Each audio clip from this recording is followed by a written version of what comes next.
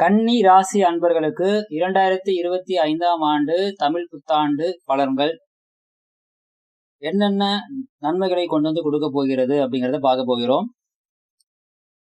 இந்த தமிழ் புத்தாண்டு பொறுத்தளவு ராகு பயிற்சி, குரு பயிற்சி அப்படின்னு 2 முக்கியமான கிரக பயிற்சிகள் இருக்குது. கூடவே அடுத்த வருடம்தான் சனி பயிற்சியினுடைய முழு பலன்கள் கிடைக்க ஆரம்பித்தாலும் அதனுடைய முன்னோட்டமான பலன்கள் இந்த வருடம் ஏப்ரல் மாதம் முதலே கிடைக்க பெறக்கூடிய அமைப்புல திருக்கணித முறைப்படி சனி பயிற்சி நடந்திருக்கின்றது.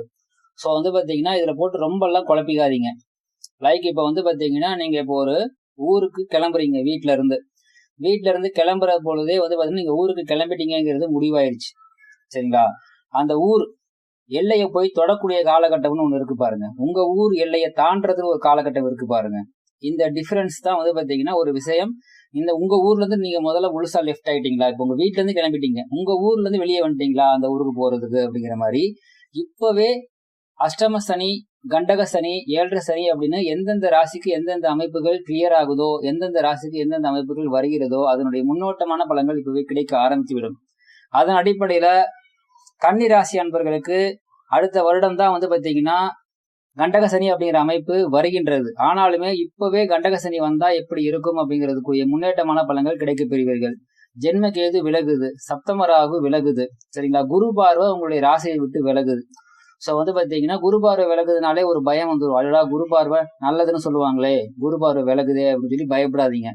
ராசி பலன்கள் அப்படிங்கிறது பொதுவானதுதான். ஜாதகப்படிதான் நல்ல பலன்கள், ஜாதகப்படிதான் கெட்ட பலன்கள் அப்படிங்கிறது தீர்மானிக்கப்படுகிறது. அப்படிங்கிறத பேஸ் பண்ணி ஒரு புதிய முயற்சியாக ராசி பலன்கள் சொல்றதுக்கு முன்னாடியே சில உதாரண ஜாதகங்கள் சொல்லி பலன்கள் சொல்லப்படக்கூடியதுல நற்பலன்கள் யாருக்கு கிடைக்கும், நற்பலன்கள் யாருக்கு கிடைக்காது, கெடுபலன்கள் யாருக்கு கிடைக்கும் அப்படிங்கிறத கொடுக்க போகிறேன். அதன் அடிப்படையில ஒரு உதாரணமாக 1982 பிப்ரவரியில பிறந்திருக்கக்கூடிய கன்னிராசி அன்பர்களுக்கு, அதே மாதிரி மே மாதம் 1981ல பிறந்திருக்கக்கூடிய கன்னிராசி அன்பர்களுக்கு நீங்கள் எந்த நட்சத்திரமா வேணா இருக்கலாம். அதாவது உத்திர நட்சத்திரம், அஸ்த நட்சத்திரம், சித்த நட்சத்திரம், எதுவா வேணா இருக்கலாம். என்ன தசாபுத்தி வேணா உங்களுக்கு நடப்புல இருக்கலாம். சரிங்களா? பட் உங்களுக்கு கண்டிப்பாக இந்த தமிழ் புத்தாண்டு காலகட்டத்துல கெடுபலங்கள் எதுவும் கிடையாது. கெடுபலங்கள் அப்படியே வந்துச்சுன்னா கூட ரொம்ப ரொம்ப சின்ன லெவல்ல லைட்டா ஒரு சிராய்ப்பு மாதிரி தான் கொடுக்குமே தவிர பயப்படும்படியான எந்த ஒரு பெரிய பிரச்சனையும் நான் சொன்ன இந்த காலகட்டத்துல பிறந்துள்ள கன்னிராசி அன்பர்களுக்கு நிச்சயமாக கிடையாது. ரிலாக்ஸா இருக்கலாம், பயப்படவே பயப்படாதீங்க. இப்ப அப்படியே 1987க்கு வாங்க. ஆகஸ்ட் மாசத்துல பிறந்திருக்கக்கூடிய கன்னிராசி அன்பர்கள். 1980க்கு வாங்க. பிப்ரவரியில பிறந்திருக்கக்கூடிய கன்னிராசி அன்பர்கள். நீங்களும் என்ன நட்சத்திரமாக இருந்தாலும் சரி, என்ன தசாபுத்தியாக இருந்தாலும் சரி, ரொம்ப ரொம்ப ரொம்ப கவனம். சரிங்களா? அதாவது ஜென்மகேது விலகுனாலும் பிரச்சனைகள் பாத்தீங்கன்னா தீராத நிலை அப்படிங்கிறது இருக்க போகின்றது. கண்டகசனியினுடைய ஆரம்பகட்ட ஒரு முன்னோட்டமான ஒரு காலகட்டமே பாத்தீங்கன்னா ட்ரெய்லரே இவ்வளவு மோசமா இருக்குதே அப்படின்னு சொல்லி பயமுறுத்தும்படியாக இருக்க போகின்றது. சரிங்களா? 6ஆம் இடத்துல அமரக்கூடிய ராகு பாத்தீங்கன்னா எதிரிகளை வெல்றதுக்கு பாத்தீங்கன்னா உங்களுக்கு சப்போர்ட் பண்ணாம எதிரிகளை வச்சு உங்களை போட்டு தாக்குறதுக்கு சப்போர்ட் பண்ணிட்டு இருக்குதே அப்படின்னு சொல்லி கஷ்டப்படக்கூடிய ஒரு அமைப்பு இருக்குது. குரு பார்வை விலகிருச்சே, அதனால பாத்தீங்கன்னா தீமைகள் பெருசா இருக்காது அப்படின்னு நினைச்சிட்டு இருக்கும் பொழுது குரு பார்வை விலகுனதுனால உங்களுடைய எல்லா ப்ரொடக்ஷன் லேயரும் உடஞ்சிருது. ஸோ பாத்தீங்கன்னா இப்ப பாருங்க, ஒரே ராசி தான் கன்னி ராசியில பிறந்திருக்கக்கூடிய 4 ஜாதகங்களுக்கு பாத்தீங்கன்னா ஒரு உதாரணம் சொல்லியிருக்கேன். அதுவும் நான் லக்னத்தை எல்லாம் பேஸ் பண்ணவே இல்லை. எந்த லக்னமா இருந்தாலும் இந்த பலன்கள் பொருந்தும். லக்னத்தை பொறுத்து அந்த கெடு பலன்கள் நற்பலங்களுடைய அளவு, காலகட்டம் அப்படிங்கிறது மட்டும்தான் மாறுபடுமே தவிர சொல்லப்பட்ட நன்மைகளோ தீமைகளோ பெரிய லெவல்ல அங்க மாற்றம் இருக்காது. இது உங்களுடைய சுயஜாதகத்துக்கு எப்படி இருக்கின்றது அப்படிங்கிறது தெரிஞ்சுக்கிறதுக்கு உங்களுடைய பர்த் டேட்ஸ் வச்சு ஜாதகம் பார்க்க வரும்போது கன்சல்டேஷன் ஃபீஸ் செலுத்தி பார்த்து கொள்ளலாம். சரி, இப்போ எல்லாரும் சொல்ற மாதிரி பொதுவான ராசி பலன்கள். கன்னி ராசியை பொறுத்தளவு பாத்தீங்கன்னா ஜென்ம கேது விலகுறாரு. முதல்ல குடும்பத்துல இருந்த பிரச்சனை, பொருளாதாரமாகட்டும், குடும்ப உறவாகட்டும், பிள்ளைகள் வழியாகட்டும், சொத்து வழியாகட்டும், நட்பு ஆகட்டும் அப்படின்னு எல்லா வழியிலையும் பாத்தீங்கன்னா ரவுண்டு கட்டி இருந்து வந்த பிரச்சனை சரியாக போகிறது. இந்த காலகட்டத்துல எனக்கு பிரச்சனை எதுவும் பெருசா இல்லாம இருந்துச்சுங்க அப்படின்னா சர்வ நிச்சயமா முன்னாடி சொன்ன இதே அமைப்புல உங்களுடைய சுயஜாதகம் பாசிட்டிவா கனெக்ட் ஆயிருக்கும். இப்ப சொன்னேன் இல்லைங்களா, இந்த டயத்துலயும் பாசிட்டிவான ஒரு அமைப்புல உங்களோட ஜாதகமா இருந்துச்சுன்னா கெடுபலங்கள் எதுவும் இருக்கான்னு சொன்னேன் பாருங்க. அதே மாதிரி இதுக்கு முன்னாடி இருந்த காலகட்டத்திலையும் உங்களுடைய சுயஜாதகம் கெடுபலனை வந்து பாத்தீங்கன்னா ஒரு பெறக்கூடிய அமைப்புல இல்லாம இருந்துச்சு அப்படின்னா கண்டிப்பாக கடந்த சில வருடங்கள் உங்களுக்கு சுமூகமாக இருந்திருக்கும். ஜென்மகேது இருந்திருந்தாலுமே அதனுடைய தாக்கமோ கெடுதலோ பாதிப்போ எந்த விதத்திலும் உங்களுக்கு இருந்திருக்காது. நம்பர் 1. நம்பர் 2, ஆன்மீக வழியில வாழ்ந்துகிட்டு இருக்கீங்க. அது ரொம்ப முக்கியம். ஆன்மீக வழியில வாழணும். ஆன்மீக வழியில சும்மா போயிட்டு மட்டும் வரக்கூடாது. ஆன்மீகம் அப்படிங்கிற விஷயத்த கையில எடுக்கிறீங்கன்னா ஆன்மீகவாதியாக இருக்கணும். சரிங்களா? பேருக்கு ஆன்மீகவாதின்னு சொல்லிட்டு சில பேர் வந்து பாத்தீங்கன்னா அட்டுழியம் பண்ணிட்டு இருப்பாங்க. அவங்களுக்கு இந்த ஜென்மகேது அப்படிங்கிறது வச்சு செஞ்சுதான் அனுப்பியிருக்கும். அது இன்னமும் தொடர போகின்றது. எப்படி முன்னாடி பதிவுல ஆரம்பத்துல சொன்னேன் பாருங்க. ஒரு குறிப்பிட்ட வருடம் குறிப்பிட்ட மாதம் சொல்லி இந்த காலகட்டத்துல போந்திருந்தீங்கன்னா கெடுபலங்கள் அதிகமா இருக்கும், பிரச்சனைகள் அதிகமா இருக்கும். ஜென்மகேது விலகினாலும் இன்னும் பிரச்சனைகள் அதிகமாகும் சொன்னேன் பாருங்க. அந்த பேட்டர்ல இருக்கிறவங்களுக்கு கண்டிப்பாக இந்த தமிழ் புத்தாண்டுக்கு பிறகும் பிரச்சனைகள் அப்படிங்கிறது வந்து பாத்தீங்கன்னா குறையாத வகையில இருக்கும். நிச்சயமாக இருக்கும். அதுலயும் முக்கியமா திருமண வாழ்க்கையாகட்டும், குழந்தை பிறப்பாகட்டும், ஆல்ரெடி திருமணமாகி முதல் திருமணம் தோல்வியுற்று 2ஆம் திருமணத்துக்குள்ள வந்ததுக்கு அப்புறமும் 2ஆம் திருமணமும் தோல்வி அப்படிங்கிற அமைப்பு கொடுக்கும். சரிங்களா? காதல்ல வந்து பாத்தீங்கன்னா நிறைய தோல்விகள் கொடுக்கும். படிப்புல வந்து கவனம் செலுத்த முடியாது. வேலைக்கு போறவங்களால வந்து பாத்தீங்கன்னா சக ஊழியர்களால, முக்கியமா ஆண்களுக்கு ஆண்களால பெண்களாலையும், பெண்களுக்கு ஆண்களாலையும் பெண்களாலையும், இதுல வந்து பாத்தீங்கன்னா ஆண்களுக்கு பெண்களாலையும் பெண்களுக்கு ஆண்களாலையும் இருக்கக்கூடிய தொந்தரவுகள் பல மடங்கு இருக்கும். சரிங்களா? இது எல்லாமே வந்து பாத்தீங்கன்னா அதுவும் 6ஆம் இடத்துல வந்து அமரக்கூடிய ராகு என்ன பண்ணணும்னா ஆப்போசிட் நபர் ஜெயிக்க வச்சுட்டு இருக்கும். பொதுவா வந்து பாத்தீங்கன்னா உங்களுடைய ஜாதகம் நல்லா பாசிட்டிவா கனெக்ட் ஆனிச்சுன்னா 6ஆம் இடத்துல வந்து அமரக்கூடிய ராகு என்ன பண்ணணும்னா எதிரிகளை உங்களை வந்து பாத்தீங்கன்னா ஜெயிக்க வச்சிடும். எதிரிகளை வந்து பாத்தீங்கன்னா தவிடுபொடி ஆகிரும். பட் நெகட்டிவா உங்களுடைய ஜாதகம் கனெக்ட்ல இருந்துச்சு அப்படின்னா எதிரிகள் ஜெயிச்சிட்டு இருப்பாங்க. நீங்க வந்து பாத்தீங்கன்னா தோத்துக்கிட்டு இருப்பீங்க. சரிங்களா? இதுல குரு பகவானுடைய ஒரு நிலைப்பாடு அப்படிங்கிறது 10ஆம் இடத்துல வந்து அமர்கிறார். சோ 10ஆம் இடத்துல வந்து குரு அமர்வது என்பது பிளஸ்ஸான விஷயம் என்ன அப்படின்னா நீதி, நேர்மை, நியாயம்னு சொல்லி வாழ்ந்துட்டு இருக்கிறவங்களுக்கு 10ஆம் இடத்துல அமர்ந்திருக்கக்கூடிய குரு கெடுதலை பண்ண மாட்டார், நன்மையும் பண்ண மாட்டார். நியூட்ரலா வந்து பாத்தீங்கன்னா அமைதியா நின்று வேடிக்கை பார்த்துட்டு உங்களுக்கு தேவையான பேசிக் சப்போர்ட் பண்ணிட்டு போயிடுவார். பட் நீதி, நேர்மை, நியாயம் அப்படின்னா என்னன்னு தெரியாது. ஏன்னா வந்து பாத்தீங்கன்னா ஒரு ராசியை பொறுத்த ஒரு கேரக்டர் இருக்குது. இந்த ராசிக்காரங்களா இப்படி இருப்பாங்க அப்படின்னு. ஆனா அதுவுமே உங்களுடைய சுயஜாதக அமைப்படி மாறுபடும். அதாவது பாத்தீங்கன்னா கன்னிராசியில பிறந்த எல்லாருமே ஒரே மாதிரி கேரக்டர் இருக்க மாட்டீங்க. சரிங்களா? இந்த பழங்கள்லாம் கன்னிராசிக்கு பொருந்தும் சொன்னோம்னா ஒரு பாதி பேர் சொல்லுவாங்கன்னா 100% சூப்பரா சொல்றீங்கன்னு சொல்லுவீங்க. சரிங்களா? இன்னொரு பாதி பேர் வந்து பாத்தீங்கன்னா என்கிட்ட எல்லாம் அப்படி எதுவும் கேரக்டர் கிடையாது, நான் அப்படிலாம் எதுவுமே கிடையாது, சும்மா அடிச்சு விடுங்க அப்படின்னு சொல்லுவீங்க. அல்லது கன்னிராசி கூட வாழ்ந்துட்டு இருக்கிற நபர்கள் அவர் அப்படிப்பட்டவரெல்லாம் இல்லையே அப்படின்னு சொல்லி கமெண்ட் அடிப்பாங்க. சரிங்களா? சோ வந்து எல்லா விஷயங்களும் எதை பேஸ் பண்ணினா சுயஜாதகத்தை பேஸ் பண்ணி எல்லா பலன்களும் தீர்மானிக்கப்படுகிறதுங்கிறதுல தீர்மானமா இருங்க. வெறும் ராசி பலனை மட்டுமே நம்பி ராசி பலனை மட்டுமே கேட்டு ரொம்ப ஹைப் ஆகுறது அப்படிங்கிறது வேண்டாம். அதுவும் இன்னைக்கு இருக்கிற காலகட்டத்துல ரொம்ப ரொம்ப ஹைப் பண்ணி தான் நிறைய யூடியூப்ல ஜோதிடர்கள் எல்லாம் பேசிட்டு இருக்காங்க. அதெல்லாம் பார்க்கும் பொழுது வந்து பாத்தீங்கன்னா இதெல்லாம் நம்புற மாதிரியா இருக்குதுன்னு சொல்லி ஜோதிடராக எனக்கே வந்து சிரிப்பு வருது. அவ்வளவு ஊட்டுகள் ஊட்டப்படுகின்றன.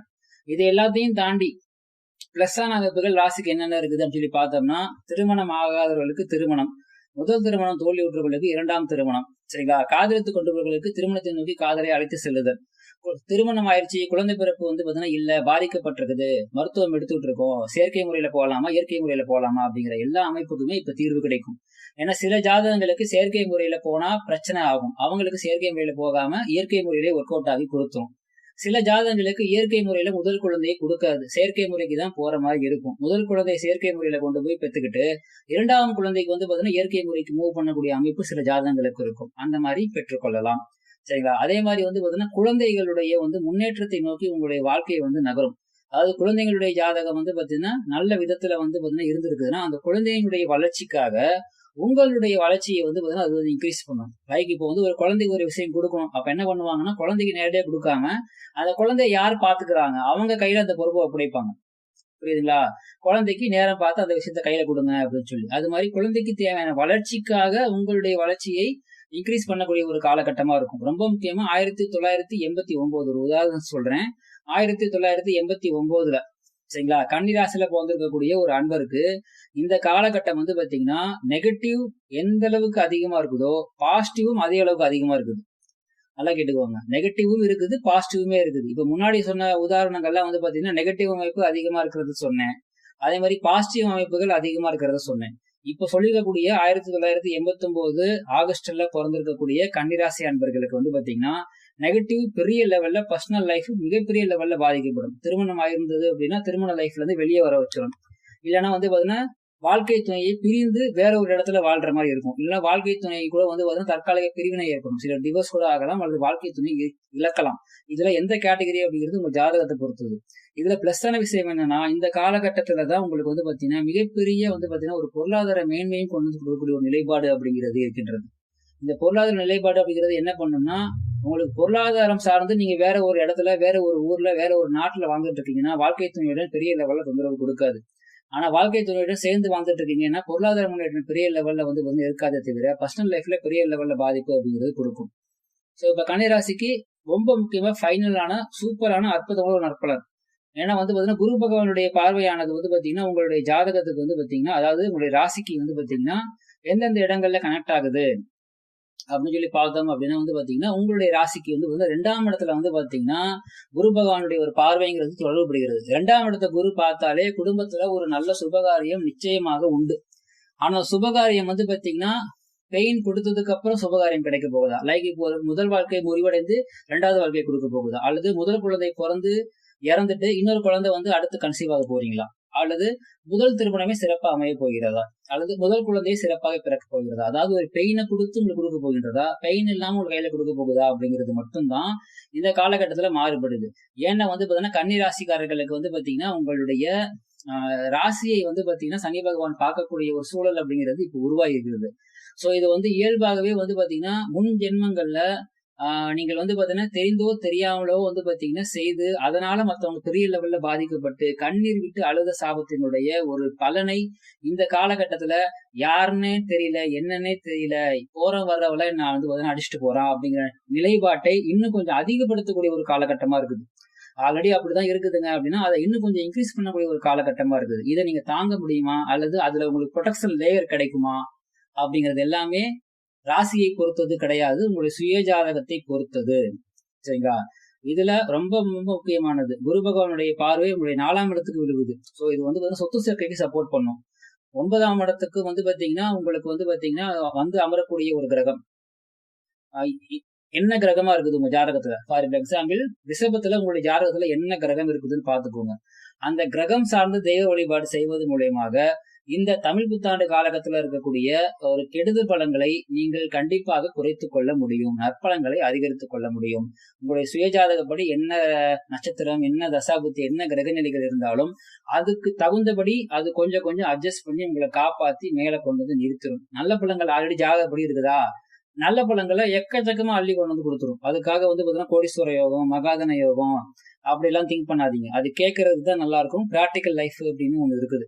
சோ அதனால இந்த வருடம் இந்த ராசிக்காரங்கள்ல கோடீஸ்வரங்கன்னு சொல்லி போட்டாங்கன்னா தயவு செஞ்சு வந்து பாத்தீங்கன்னா அது பாக்குறதுக்கும் கேட்கறதுக்கும் சந்தோஷப்படுறதுக்கு மட்டும் யூஸ் பண்ணுங்க. அப்ளை பண்ணி மாட்டிக்காதீங்க. ஏன்னா இந்த காலகட்டம் அப்படிங்கிறது சனி உங்களுடைய ராசியை பார்க்கக்கூடிய காலகட்டத்துல 6ஆம் இடத்துல வந்து ராகு வரக்கூடிய காலகட்டத்துல அகலக்கால் வச்சு அல்லது ஆசைப்பட்டு ஒரு விஷயத்த பெருசா பண்ணி பெரிய லெவல்ல மாட்டிக்கிட்டு அதுக்கப்புறம் அதுல இருந்து ரிலீஃப் ஆகுறதுக்கு வருஷ கணக்குல கஷ்டப்படுற மாதிரி ஆயிடும். சரிங்களா? வாழ்த்துக்கள்.